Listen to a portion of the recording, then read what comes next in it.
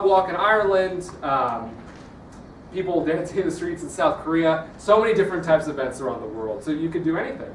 In the United States, we have a 5K that we hold for the last 2 years where people go run for the frogs and raise money and awareness, which is nice. And like any animal rights group, environmental organization, we like to have a good old-fashioned protest every now and then. And so when Save the Frogs, we were working on our campaign at the Sharp Park golf course, and they were killing illegal frogs. Save the Frogs Day 2009, we had a nice, actually 2010, we had a nice protest out front there. The City Hall of San Francisco raising awareness on this issue. And on Save the Frogs Day 2011, we had a rally and a protest at the federal EPA building and the White House in DC to raise awareness about atrazine, where we also delivered many petition signatures, again had nice photo booths right in front of the White House, raising awareness about this alarming pesticide and the threats that it's having on not only amphibians but people as well. And unfortunately, since these were delivered, we just got an email back from the federal EPA, or actually a letter from the EPA, stating that despite the 10,000 from us and 20,000 signatures from other groups and the hundreds of papers that say, scientific papers that say this pesticide is causing problems in the environment, it's affecting not only frogs but rats and fish and can lead to cancer in mammals, that it's okay.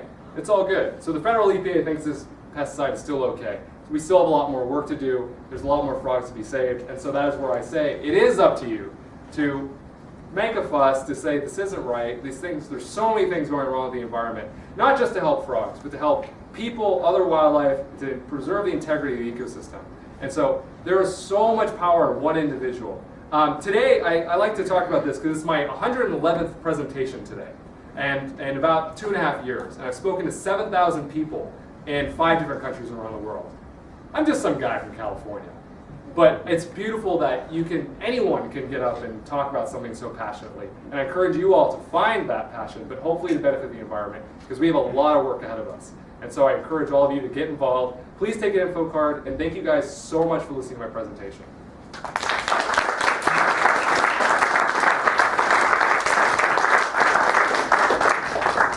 Yes, in the back. Did you say that Minnesota has 15 species of frogs? I think there's about 15 amphibian species. I'm probably off by a few, but I looked up today how many salamanders and amphibians. I think it's 15 total. I could be wrong. But it's close to that. It's not too many, but you have more salamanders than frogs. Yes. Are heavy metals a problem with amphibians? They can be, yes. I don't know exactly, like for example, like fracking is a big issue and just environmental pollution in general.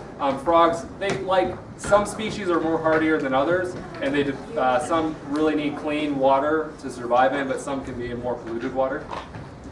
I'm kind of working up to our property up north. Okay. 30 years ago we had lots of frogs. Really? Gone, so I believe they were leopard frogs. Yes. Is there some reason? They've been gone for some time? Yes.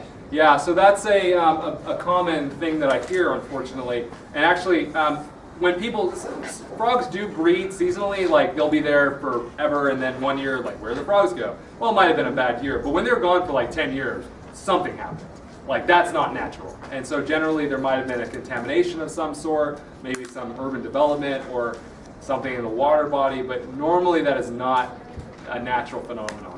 So especially if you have a large pond and a large ecosystem that can support them. Any other questions? Yes? Can you explain what a frog pond is?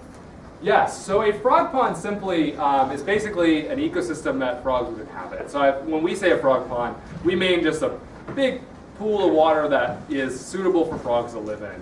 And so that's what it would basically be. So whether in your backyard or maybe just a natural pond, a pond is actually, it does have some specific characteristics.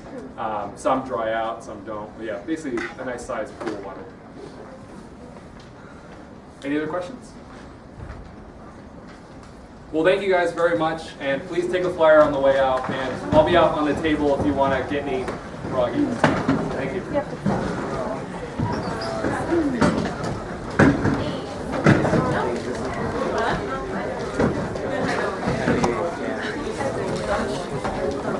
And thanks for watching today, kids. Thank you. been a most interesting program on frog legs.